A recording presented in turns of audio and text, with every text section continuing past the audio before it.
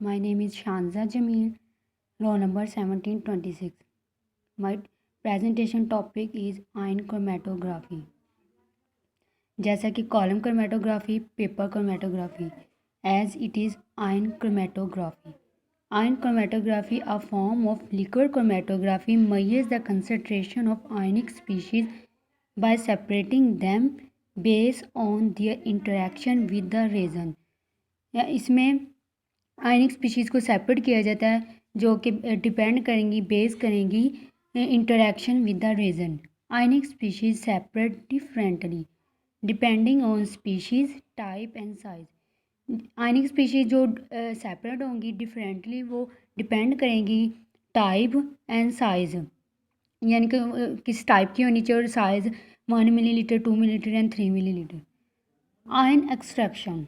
Ion extraction liquid known as eluent runs through the column.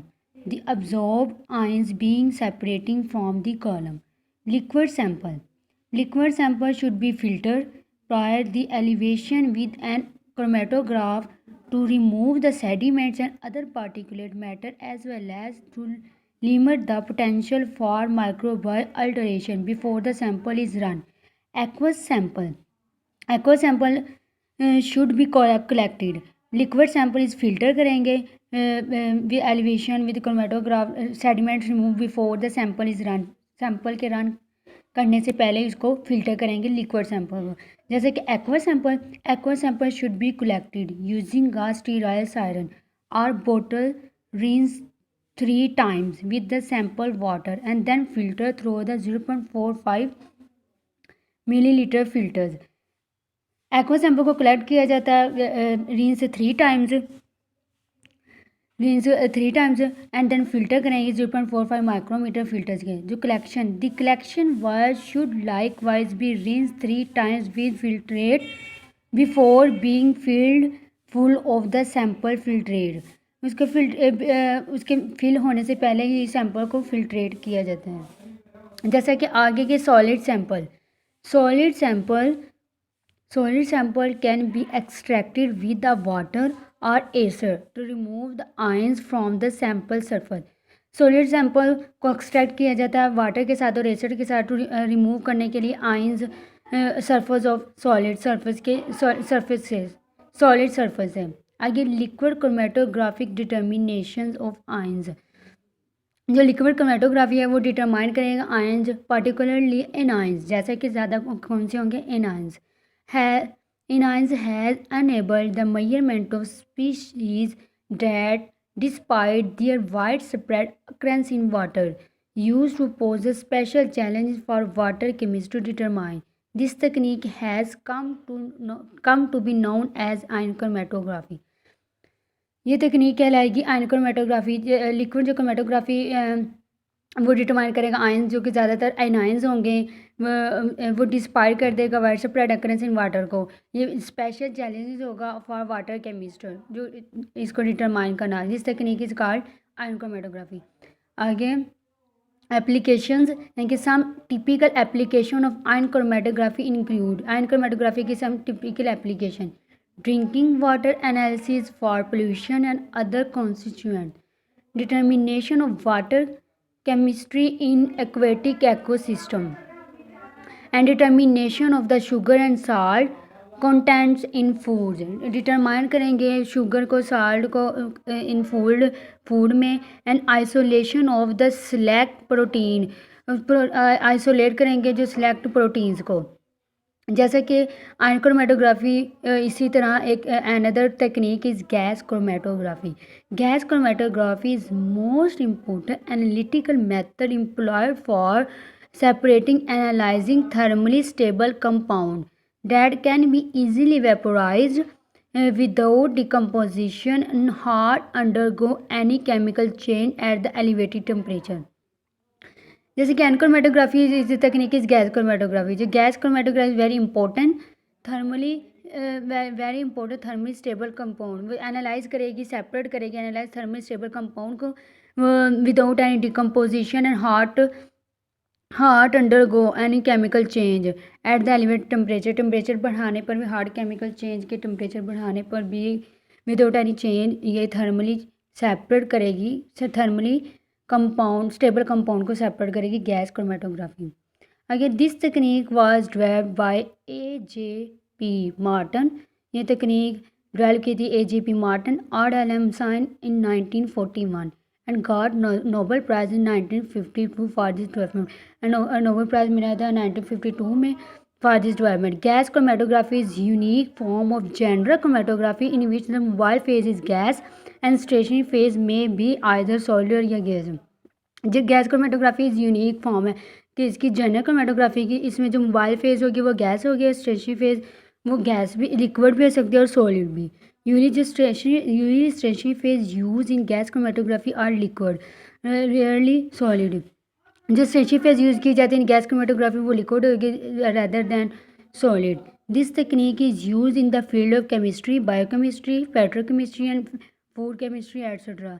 जिस तकनीक various field में इस्तेमाल की जाती है, यूज़ की जाती है, वो जो केमिस्ट्री है, बायोकेमिस्ट्री है, पेट्रोकेमिस्ट्री है, food chemistry etcetera. There are two types of gas chromatography called, first one is gas solid chromatography and second gas liquid chromatography. First one हम पढ़ेंगे gas solid chromatography, first type of the gas chromatography. Gas solid chromatography is based upon a solid stationary phase. Gas solid chromatography base करेगी, depend करेगी solid stationary phase. Stationary phase solid होनी चाहिए in which the process involve the absorption. इसका process absorption होगा, absorb करेगी। In gas solid chromatography the column is packed with a absorbent and component of the sample distribute themselves. Component of the sample distribute themselves between the gas phase and adsorb phase that is on the surface of solid. जो component होंगे वो distribute हो जाएंगे between gas phase में और adsorb phase, that is on the surface of solid surface के ऊपर। second type of gas, first one is gas solid chromatography and second gas liquid chromatography. Second type of gas chromatography, gas liquid chromatography. In gas liquid chromatography separation take place by partition. इसके अंदर जो separation की जाती है वो partition के जरिए। separation take by partition of analyte between a gas mobile phase and a liquid phase immobilized on the surface of a inert spot.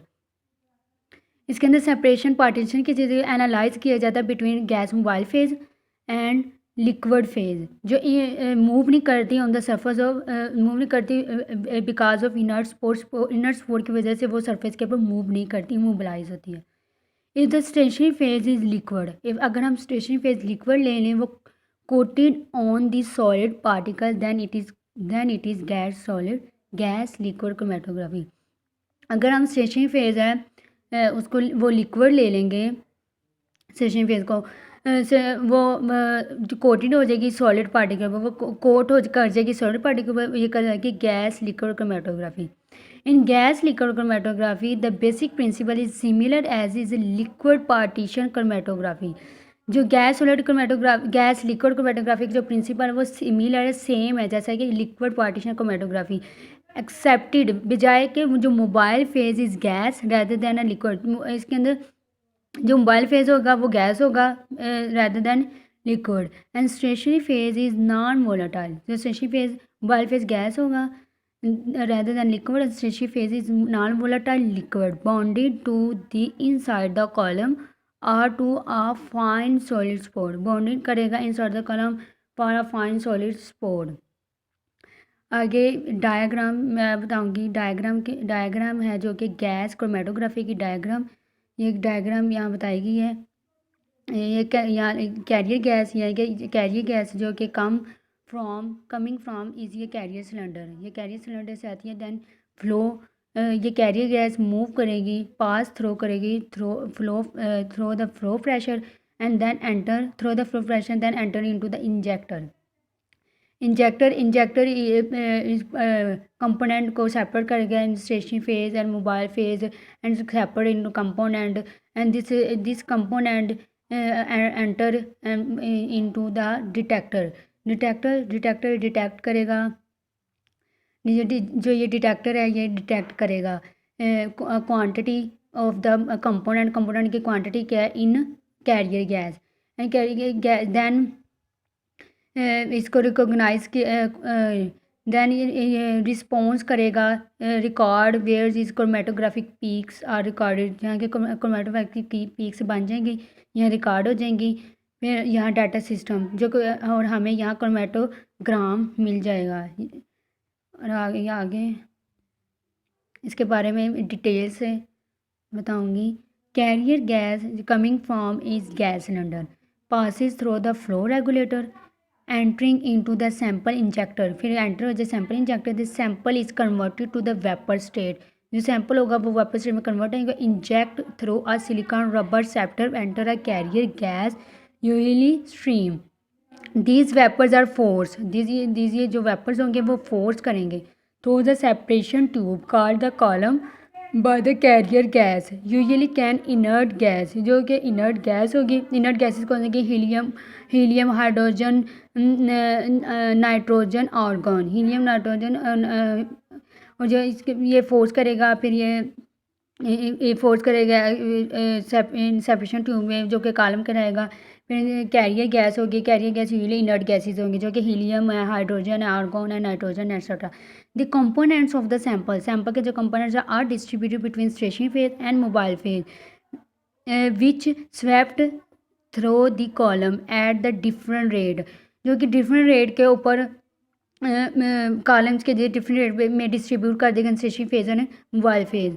So the separation of the sample component take place inside the column based on retention time. Separate जो component होंगे वो separate होंगे, वो base करेंगे retention time कितने time में वो separate हो रहे हैं स्टेशनरी फेज और मोबाइल फेज में। दी मोबाइल फेज, जो मोबाइल फेज है along with the separating component now enter the detector, mobile phase और सेपरेटेड कंपोनेंट वो एंटर हो जाएंगे डिटेक्टर में। Detector measures the quantity of the component in the carrier gas, जो detector होगा वो डिटेक्ट करेगा कंपोनेंट की क्वांटिटी इन कैरियर गैस, जो कैरियर गैस जो आई थी गैस सिलेंडर से। Then that passes through it whose response is fed to recorded, उसका रिस्पॉन्स काम है रिस्पॉन्स करना, रिकॉर्ड करना। Where the chromatographic peaks are recorded as function of time, function time record हो जाएगी एंड क्रोमेटोग्राम इज ऑब्टेन, उसकी peaks बन जाएंगी फंक्शन ऑफ टाइम के बाद क्रोमेटोग्राम जो हम थे वो हमें मिल जाएगा। The block diagram representing the an essential component of the gas chromatograph is shown in figure, जो कि फिगर में बताया गया ये diagram of the gas chromatography, जिसके बारे में भी सब बता दिया। अगला हमारा टॉपिक है X ray fluorescence. X ray fluorescence is the emission of characteristic secondary X-rays from a material that has been excited by bombarding with the high energy X-rays or या gamma rays। high energy X-rays और gamma rays high energy है which expel कर देंगी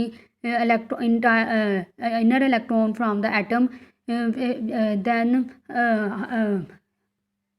outer orbital electron and fall करेंगे inner orbital में, release हो energy release होगी इन the form of photons which is called the fluorescence, जो एनर्जी रिलीज होगी वो कहेगी fluorescence. The phenomena is widely use for elemental analysis, ये फिनोमिना यूज़ किया जाता है फॉर एलिमेंटल एनालिसिस के लिए, ज़्यादातर ये फिनोमिना इस्तेमाल किया जाता है। and chemical analysis in the investigation of metal, glass, ceramics and building materials, and for the research in geochemistry, forensic science and the art objects such as the painting and murals। इनको painting and murals में भी यानी कि art वाले सब objects वगैरह यानी कि पेंटिंग और मुराल में भी इस्तेमाल किया जाता है। X rays and gamma rays which is the high energy rays can be energetic enough, इतनी इनर्जेटिक है to expel the tightly held electron from the inner orbital, जो कि इनर ऑर्बिटल से of atom, inner orbital of atom से electron को निकाल देंगे। The remove of the electron in this way the makes the electronic structure of atom unstable, electron निकल जाएगा, जो एटम का इलेक्ट्रॉनिक स्ट्रक्चर होगा वो अनस्टेबल हो जाएगा।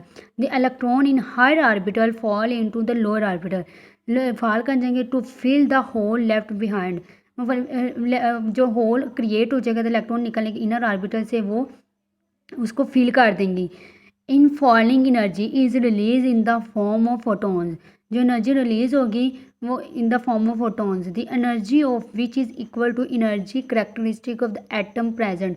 एनर्जी जो एनर्जी निकलेगी वो जो एटम के अंदर प्रेजेंट है उसके इक्वल होगी। The term fluorescence is applied to phenomena in which the absorption of the radiation of the specific energy result in the re emission of radiation of the different energy. जो re emission की energy होगी वो उससे different specific energy से different होगी। Next हमारा topic है neutron activation analysis. Neutron activation analysis is a sensitive multi element. Neutron activation analysis sensitive multi element है जो कि एनालिटिकल तकनीक जो कि अनदर तकनीक जैसे कि आयन क्रोमेटोग्राफी है, गैस क्रोमेटोग्राफी है, X ray fluorescence as is neutron activation analysis is another technique जो कि sensitive multi element analytical technique use for the both qualitative and quantitative analysis of the major minor trace and rare element.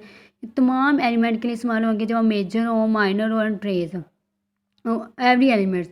Neutron activation analysis was develop in 1936। ये develop की गई इन 1936। ये 1936 में develop हुई, discovered हुई by Hevesy and Levi who found that, उन्होंने found किया that the sample containing the certain rare earth elements become highly radio active after expose to a source of neutrons. यानी जब सोर्स ऑफ न्यूट्रॉन्स एक्सपोज करेंगे तो वो जो elements होंगे rare earth elements वो हाईली रेडियो एक्टिव हो जाएंगे।